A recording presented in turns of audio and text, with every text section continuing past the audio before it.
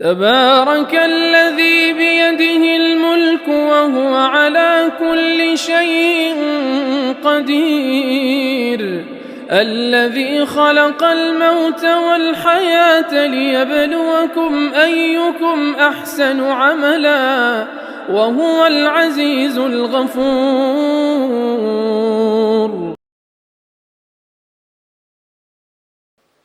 السلام عليكم ورحمة الله وبركاته. نحمده ونصلي على رسوله الكريم. أما بعد، بحر العلوم فما بحر يشاكله، بحر العلوم فما بحر يشاكله، يروي الغلة منه كيفما شاء. ہم سب کے لیے سرمایہ افتخار صدر محفل استاد گرام قدر حضرت مولانا نعمت اللہ صاحب اعظمی دامت برکاتہم العالیہ، اور یہاں تشریف فرما نہایت ہی قابل احترام حضرات اکابر علماء کرام ارباب علم و دانش، تذکرہ انوری سے معطر و منور اس مبارک مجلس و پروگرام میں شرکت کو ہم اپنے لیے سعادت تصور کرتے ہوئے منتظمین اجلاس، بالخصوص سیمینار کے سرپرست محترم حضرت اقدس مولانا محمد سفیان صاحب قاسمی دامت برکاتہم العالیہ، اور حضرت مولانا احمد خضر شاہ صاحب مسعودی دامت برکاتہم العالیہ، اور اس کے روح رواں رفیق محترم حضرت مولانا ڈاکٹر محمد شکیب صاحب قاسمی دامت برکاتہم کی خدمت میں محض رسمی مبارکبادی کے الفاظ ہی پیش کرنا کافی نہیں سمجھتے، بلکہ اس حقیقت کا اظہار بھی ضروری سمجھتے ہیں کہ آپ نے اس اہم علمی سیمینار کا انعقاد کر کے فرزندان دارالعلوم دیوبند کی جانب سے اور طبقہ اہل علم کی جانب سے یقیناً فرض کفایہ ادا کیا۔ اللہ رب العزت والجلال بہترین جزا اور بدلہ مرحمت فرمائے۔ جہاں تک امام العصر حضرت علامہ انور شاہ کشمیری نور اللہ مرقدہ کی عظیم المرتبہ شخصیت اور ان کی ہماگیریت کا تعلق ہے، تو اس سلسلے میں حکیم الامت حضرت مولانا اشرف علی تھانوی نور اللہ مرقدہ کا وہ مقولہ جس کو حضرت علامہ شبیر احمد عثمانی نور اللہ مرقدہ نے مقدمہ فیض الباری میں ذکر فرمایا ہے، شاہ کلید کی حیثیت رکھتا ہے۔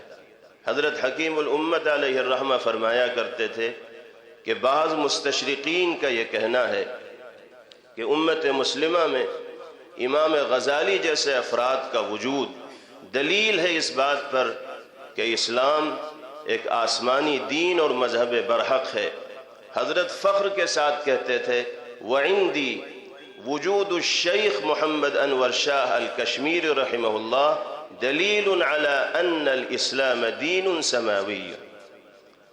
حضرت کا یہ جملہ اس سند و شہادت کی حیثیت رکھتا ہے کہ جس کے بعد امام العصر علامہ کشمیری نور اللہ مرقدہ کی جلالت شان کو اور مرتبے کی عظمت کو بیان کرنے کے لیے مزید وضاحت کی ضرورت نہیں۔ علامہ کشمیری علیہ الرحمہ کی زندگی کا ایک روشن مثالی اور قابل تقلید باب اختلاف کے موقع پر اعتدال و انصاف اور آداب کا لحاظ رکھنا ہے۔ علمی اعتبار سے مختلف حضرات سے علامہ کشمیری علیہ الرحمہ کی رائے مختلف ہوئی، لیکن ہر موقع پر آپ نے کامل انصاف کا اور آداب کا لحاظ رکھا ہے۔ خاص طور پر 4 چیزیں آپ کی تحریروں میں نمایاں طور پر دکھائی دیتی ہیں جو خصوصیات اور آداب اختلاف میں اہمیت رکھنے والی ہیں۔ نمبر 1 اعتدال و انصاف، نمبر 2 شخصیت بنیاد نہیں دلیل بنیاد ہے، نمبر 3 وسعت نظر اور جمع بین الآراء، نمبر 4 تواضع اور انکساری۔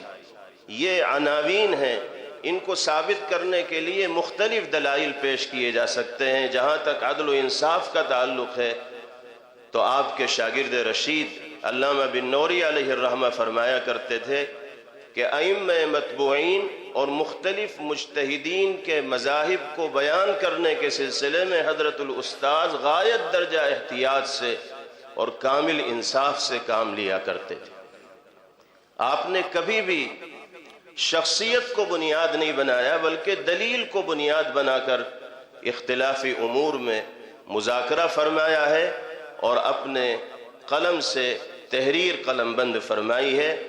حضرت کی زندگی کا یہ باب ہم سب کے لیے درس ہے اور نمونہ ہے، اور حضرت کی زندگی ہمیں یہ سبق دیتی ہے۔ آپ اپنے علم، عمل اور کردار کے ذریعے یہ سبق دے رہے ہیں کہ اختلاف کے میدان میں اخلاق کا چراغ کبھی نہ بجھنا چاہیے۔ اختلاف اگر علم و ادب کے دائرے میں ہو تو حقیقت میں وہ اختلاف نزاع نہیں بلکہ برکت کا باعث و ذریعہ ہے۔ اللہ تعالی حضرت کی زندگی سے ہم سب کو روشنی حاصل کرنے کے مواقع میسر فرمائیں اور ہمارے اس اجتماع کو ہر اعتبار سے بامقصد مفید اور نافع بنائیں۔ وآخر دعوانا ان الحمد للہ رب العالمین۔